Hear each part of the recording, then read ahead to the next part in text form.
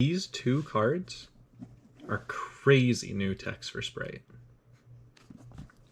I don't know if either of them are going to see a ton of play, but the fact that they can see play is very cool, and I think either or both should be in someone's list, topping somewhere for one of the funny reasons I'm about to mention. This card, Fallen of Argyros, can summon itself to either field if you have a level, rank, or link 2 monster anywhere on the field. You can only summon him once per turn that way, but neither player can activate the effects of link monsters that point to him. It has quick effect. Target one Xyz monster on the field, detach 1 or 2 materials from it. So if you give it to your opponent, they can use that, but that shouldn't be that big of a deal. This card can turn off an Appaloosa if you summon it into the zone your opponent's Appaloosa is pointing to on your field. Turn off a access code if you somehow set it there. Sadly, it's not searchable. They were smart not to make this a Spright card, because if you could starter this into your opponent's zone that they pointed to, it'd be insane. But this card can turn off a lot of threats that you might be worried about. They can stop them from being able to activate Abramax's effect if you put it in a zone that he points to. As long as you summon it after, use your Gigantic, you really aren't that worried about the detach from an Xyz monster. I think this card is going to see some form of play. I'm not sure if it's going to be broken, probably not, but it's very cool still. This card here, Wannabee, is interesting.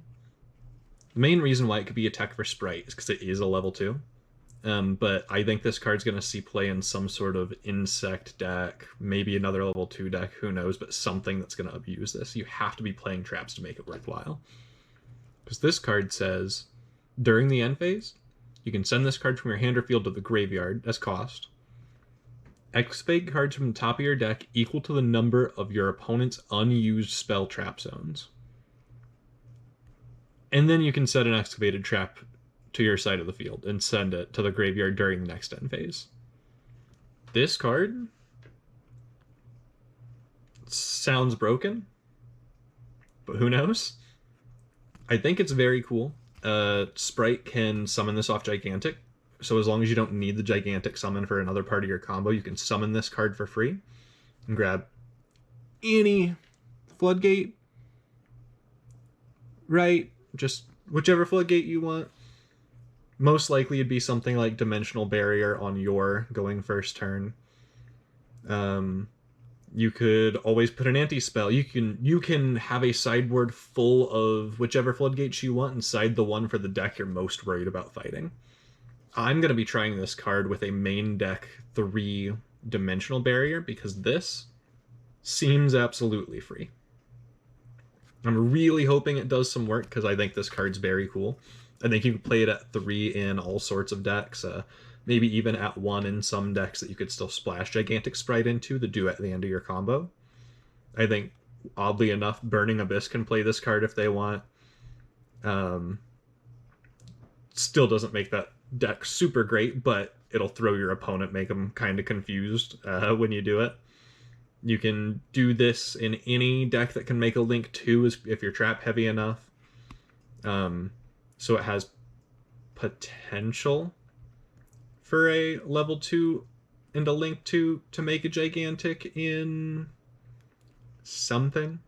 I'm blanking on things that might be able to abuse it real hard at the moment, but even like Naturia, or if a Naturia Runic deck wanted to run a bunch of traps, it could use it. This card just seems crazy. I'm going to try and come up with as many different ways as I can to splash this and things, because I think it's very cool. But that's enough about these couple of cards. I'll show you the simple ways to get to them. It's kind of just, you play Spright. If you're running it in Spright, it's free. But I'll show you a couple simple combos here in a second. So it's very easy to pull this off. This is going to be just a basic Spright combo, essentially. You can do it with any Nimble Beaver hand plus 1 extender.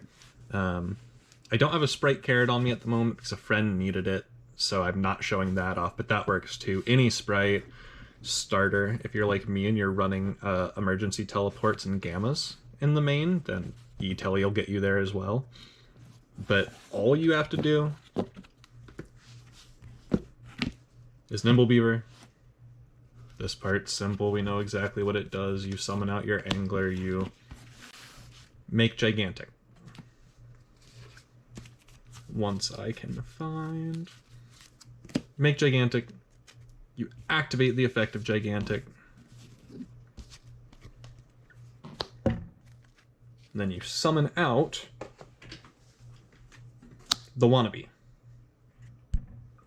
Or, if you're doing the other play, you could always summon out the Argyros, but I think this card is mainly good for if your opponent already has a board set up. This could be a solid play into something they have if you can somehow bait out whatever else they have.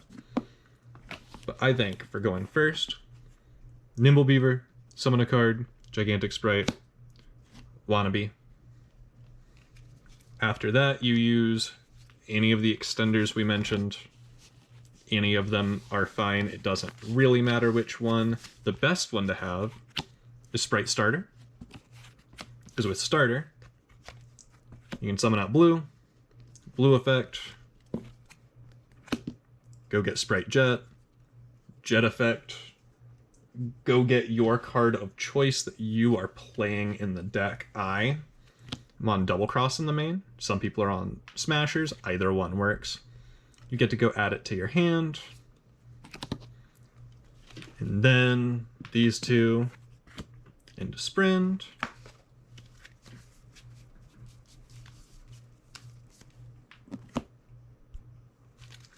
Sprint effect. We send our angler to the grave. We summon 2 beavers. Take the 2 beavers. You can be on Appaloosa if you, or not Appaloosa, Masquerena if you'd like to make an Appaloosa on your opponent's turn. I am on the Melfi build. So I am constantly making Melfi of the Forest. Activate its effect. Go grab Caddy. We set the searched card. At end step, activate Caddy. Put it here. At end step, Wannabee effect. Send it to our graveyard. And then you look at the top 5 cards of your deck. You get to set one. I'm playing the Dimensional Barrier main. It's going to be the first one I try. This can be done with anything that you'd think you can play out in this.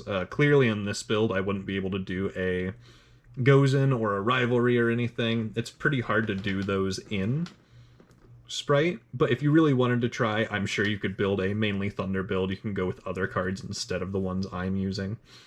But this ends up being with just 1 extender plus a beaver, 2 set traps, Caddy, Sprint.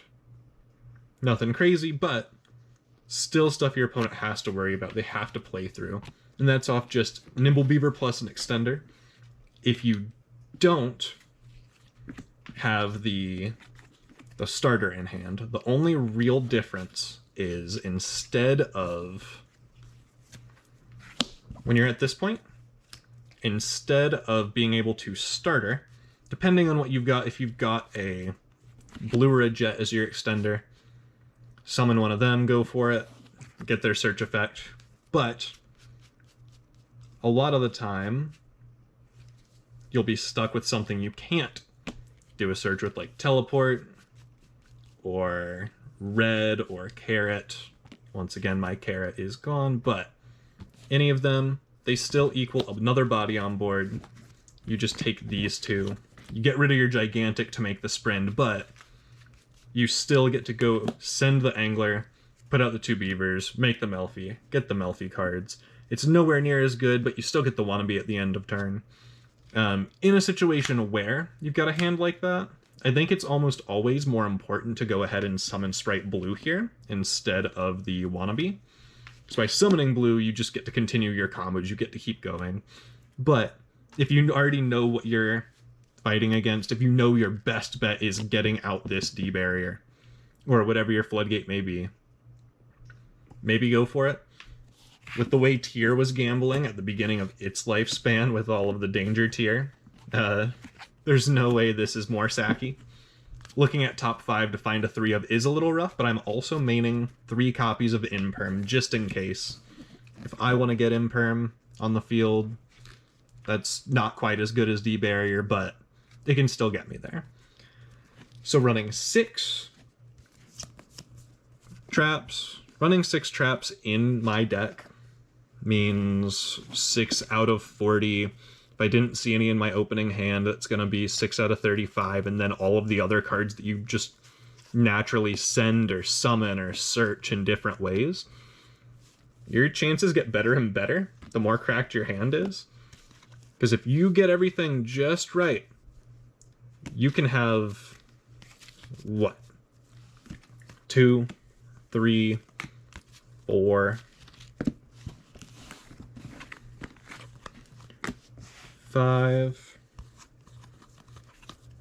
6, 7, 8, 9, 10 possible cards ripped out of the deck, and then another 3 in hand most likely, which isn't bad. That's 13 cards gone. That means you are at 6 in a 6 in 27 to be able to hit one of your 2 3-ofs. If you wanted to go even heavier on traps, you could, but I am a big fan of running a lot of hand traps in Spright, so I'm going with that. But I still think that Wannabee, this card, is crazy. I think it's going to see someplace somewhere. It's going to do something insane. This card might hit like $1 or 2. Who knows?